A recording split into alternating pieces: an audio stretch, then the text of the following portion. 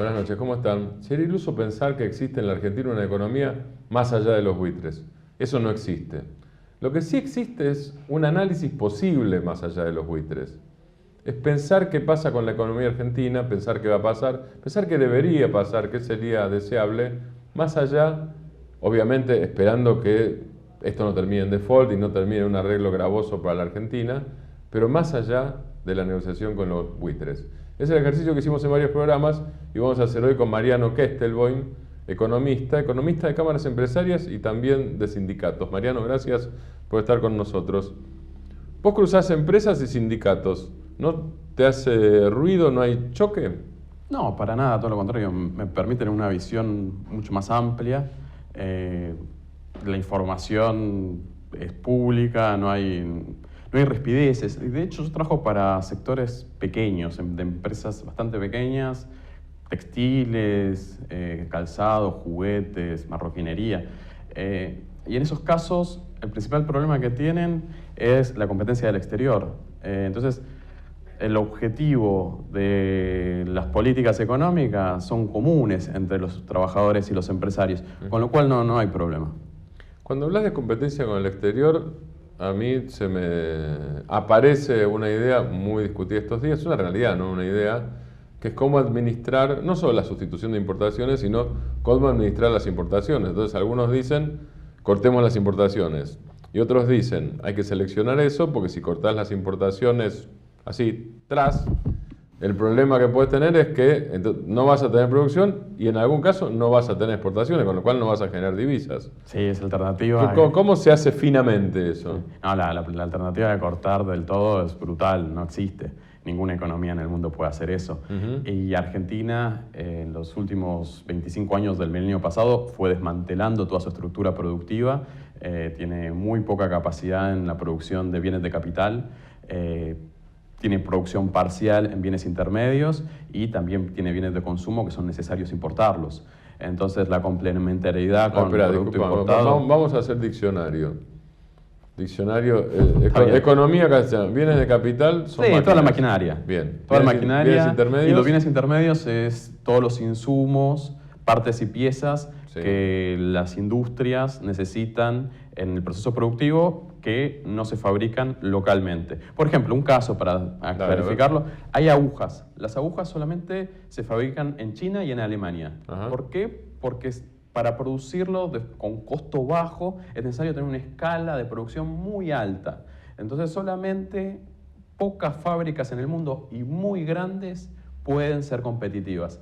La Argentina no tiene esa ambición, no podemos producir eso competitivamente y no se va a producir eso. Y hay otras esferas de la producción, tampoco hace falta producirlas y conviene importarlas. Entonces siempre hace falta tener una conexión fluida con el exterior. O sea que si se cortara la importación de agujas, se pararía la industria textil en la Argentina. Exactamente. Directamente. Ese sería un ejemplo.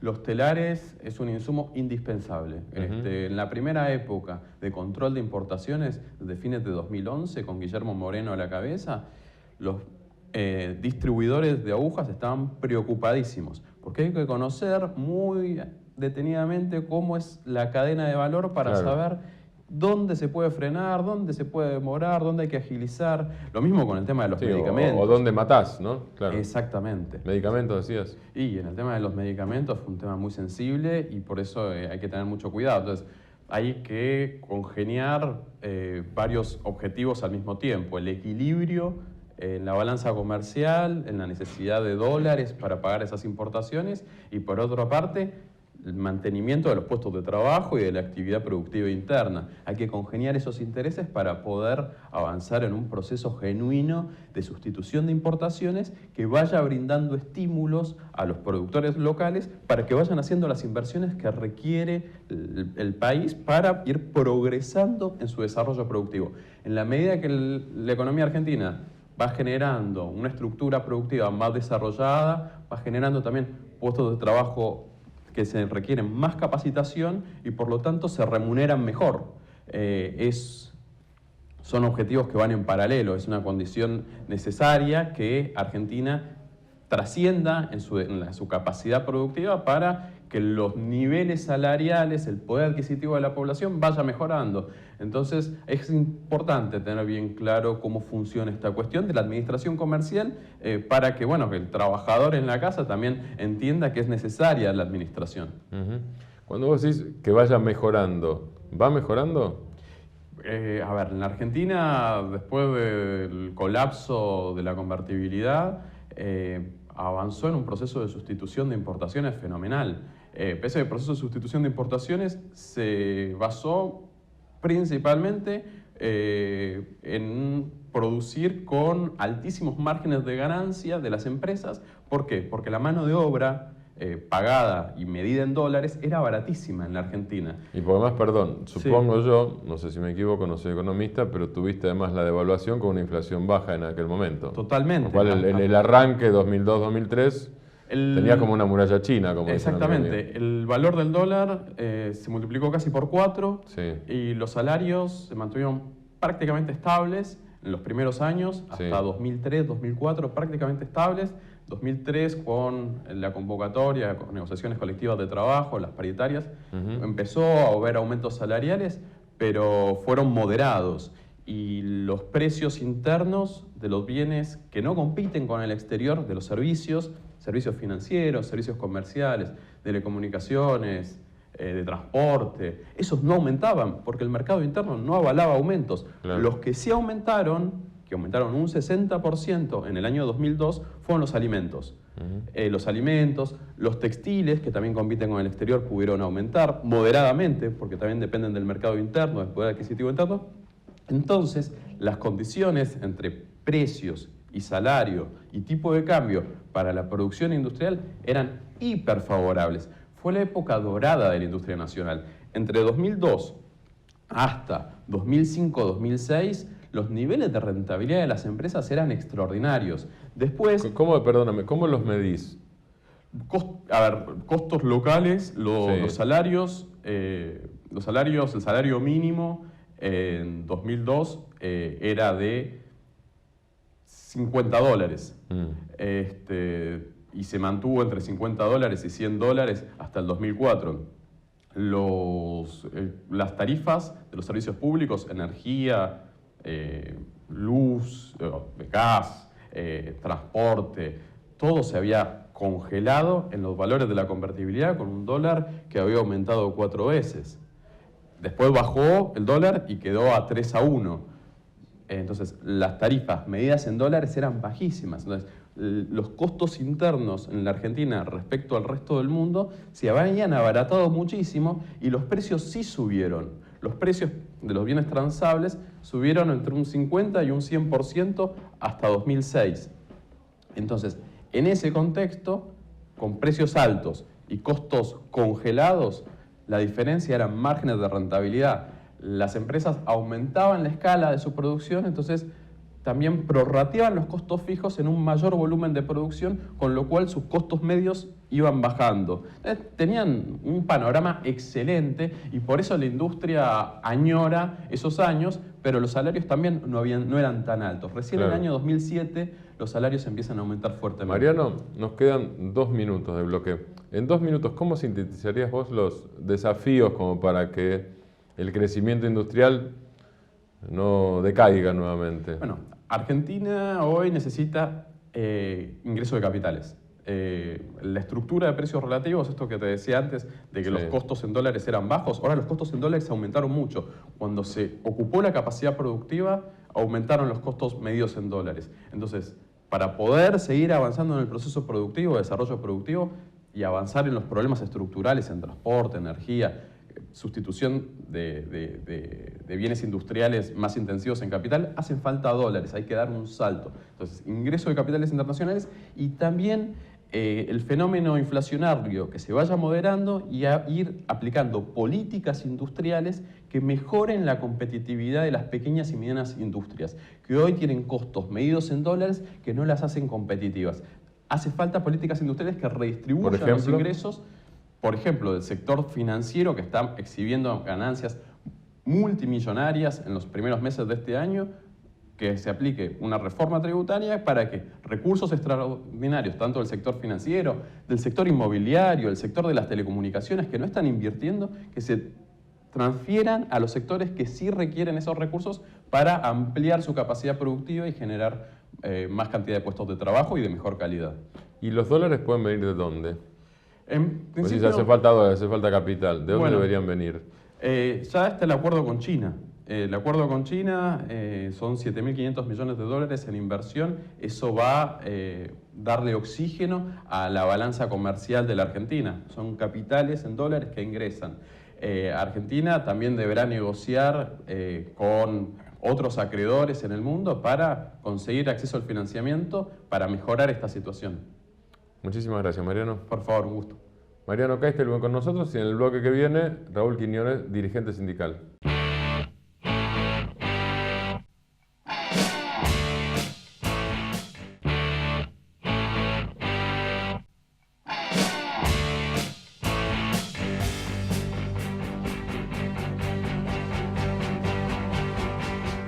Seguimos en Sostiene Granowski en el segundo bloque. En el primero, Mariano Kestelbaum cruzaba lo sindical y lo económico, lo sindical y lo empresario. Ahora con un dirigente sindical, Raúl Quiñones, secretario general del Sindicato de Empleados del Tabaco. Raúl, gracias por estar con nosotros.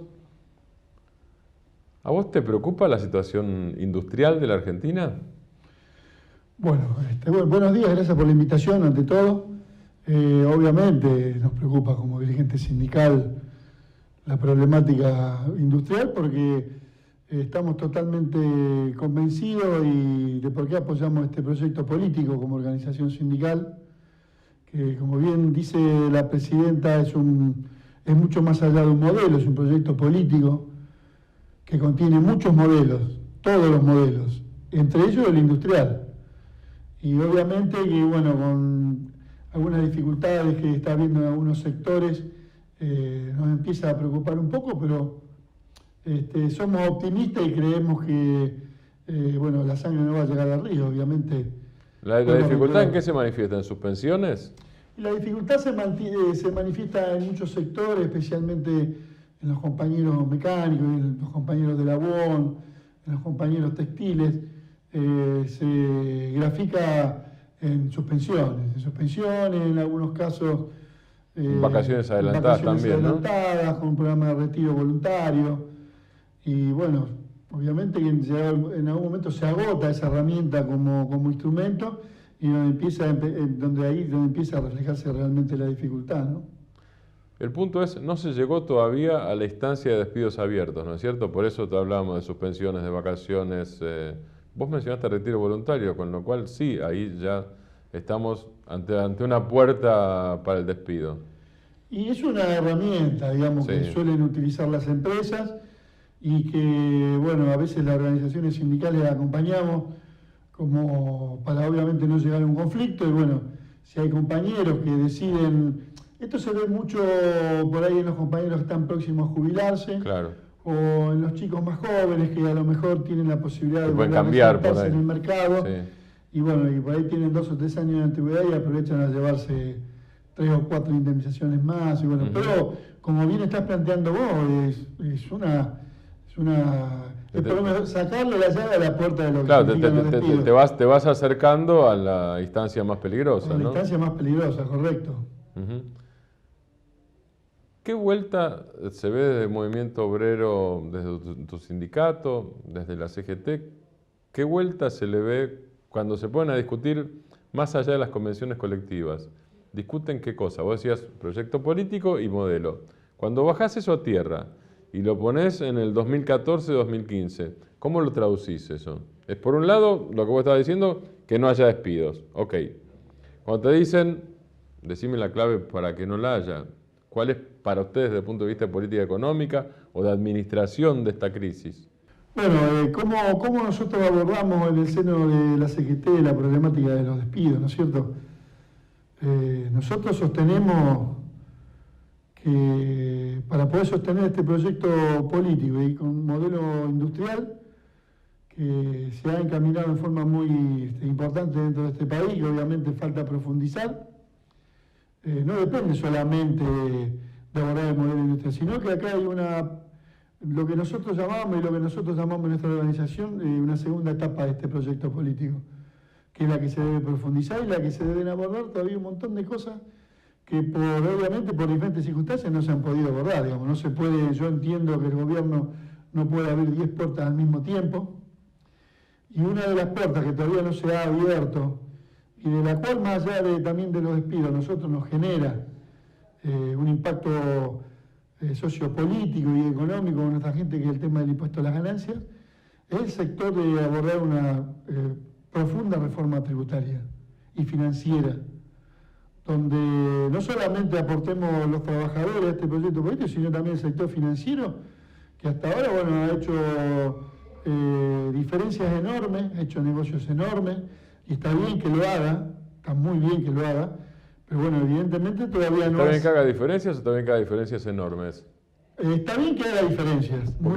Porque las retenciones, por ejemplo, tienen el objetivo no de que no haya ganancias, sino de que no haya superganancia en todo caso, ¿no es cierto? Muy atinado tu aporte, Martín, es verdad. Una cosa es que ganen y otra cosa es que no ganen. Sino, bueno, obviamente todo aquel que invierte en capital lo invierte para tener ganancias y está perfecto que gane. El tema es que, bueno, que también debe tributar para que el Estado como equilibrio entre el capital y el trabajo realice su función, que es la de poder llegar a los que menos tienen. Entonces, bueno, el modelo industrial se debe sostener, ¿no? Sin lugar a duda. El eje de este proyecto político es el mercado interno, pero falta una segunda etapa donde hay que abordar una profunda reforma tributaria y financiera, que es la que va a terminar de colocar en equilibrio este proyecto político. ¿Y cuáles serían, Raúl, los puntos que discuten en la CGT cuando hablan de reforma tributaria y financiera? Por ejemplo, ¿en qué rubros habría que reformar el sistema financiero y en qué habría que reformar el sistema tributario? Más allá de lo que está claro como reivindicación de la reforma de las alícuotas o del propio impuesto a las ganancias. Sí, bueno, con respecto al tema del impuesto a las ganancias, nosotros lo que decimos, obviamente, es que hay que modificar la famosa tablita de Machinea, claro, porque si no todo el mundo termina pagando un 35% del excedente, claro, y es una barbaridad. Pero cuando nosotros abordamos y discutimos en la CGT, sin ser economistas, y si bien nos han acercado compañeros economistas que nos ilustran un poco, sin lugar a duda, por ejemplo, no es concebible que, por ejemplo, las acciones no tributen. O sea, las acciones se mandan al exterior y no tributan al país que genera esa riqueza que provoca esas acciones, por ejemplo. Y perdóname la interrupción, cuando en una discusión con un funcionario ustedes plantean esto, ¿cuál es la respuesta? Cuando ustedes dicen, bueno, está bien, pero las acciones no tributan, ¿respuesta o no hay respuesta? Que yo no sé a ciencia cierta si se ha terminado de abordar ese tema, digamos. Son tantas las dificultades que abordamos del movimiento obrero que solamente, bueno, ese tipo de discusiones, si bien obviamente lo realizamos en el seno de la CGT, a ciencia cierta, obviamente, no sé si se ha trasladado al seno del gobierno. Sí sé que en charlas extraoficiales ese tema se conversa. O sea que habría un tema de necesidad de ampliación de la agenda de discusión, la pública y de la agenda de discusión privada, supongo por lo que estás diciendo. La agenda, lo que debe entender el gobierno nacional, de que nosotros somos un actor importante dentro de la vida de este país. Hay una vieja frase que no es mía, pero que la robé porque me resultó impactante: sin trabajadores no hay transformación. Con lo cual es importante que el movimiento obrero esté en la mesa de discusión, que también es parte de una segunda etapa de este proyecto político. Que se entienda que el movimiento obrero también es parte importante, es una pata primordial dentro de este proyecto político que nosotros acompañamos. ¿Y en qué se expresaría en una segunda etapa esa presencia, Raúl? Nosotros hemos perdido, como indica la historia del movimiento obrero. Porque a veces eso se traduce en tantos diputados más, tantos diputados menos. Que no es una cosa secundaria, porque son cosas de representación política, no lo estoy minimizando. Lo que digo es, a veces la discusión queda en eso, ¿no es cierto? La discusión, bien lo estás planteando vos, no culmina en cuántos diputados más, cuántos diputados menos, aunque yo tengo una seria discusión con mis trabajadores, porque a veces no se entiende que participar en política es necesario y participar en política no significa ser candidato a algo. Y que cuanto más candidatos del movimiento obrero hayan representación en el Congreso, más compañeros van a defender nuestros intereses, si no dependemos que otros defiendan nuestros intereses. Y a veces el enfoque no es el mismo, así que no pasa solamente por qué cantidad de diputados más o menos tenemos, sino que bueno, es importante, por ejemplo, que un futuro ministro de Trabajo sea de la fila del movimiento obrero. Y no necesariamente tiene que ser un dirigente sindical. Las organizaciones sindicales estamos rodeados. Hay una vieja frase que dice, bueno, un dirigente sindical quizás no debe saber todo, sí debe tener el teléfono de que sabe. Claro. Entonces, bueno, desde esa concepción nosotros nos preparamos siempre, pero también nos rodeamos de técnicos que son altamente preparados para que nos ilustren. Bueno, sería importante cuando nosotros decimos en la segunda etapa que, por ejemplo, el futuro ministro de Trabajo venga de las filas del movimiento obrero, ya sea un dirigente sindical o sea un técnico. No necesariamente tiene que ser un dirigente sindical. Y así, bueno, la participación del movimiento obrero en los diferentes ministerios, como por ejemplo el Ministerio de Transporte o en el Ministerio de Educación. Nosotros tenemos compañeros muy avesados en los diferentes rubros como para poder aportar desde su capacidad, de su conocimiento, de su experiencia y de su compromiso. Raúl, muchísimas gracias. Muchísimas gracias a vos, Martín. Raúl Quiñones en el segundo bloque de Sostiene Granoski, que aquí termina por este domingo. Gracias a ustedes y nos vamos con Lula. La democracia es movimiento perpetuo y la política no es un pacto de silencio. Chau, buenas noches.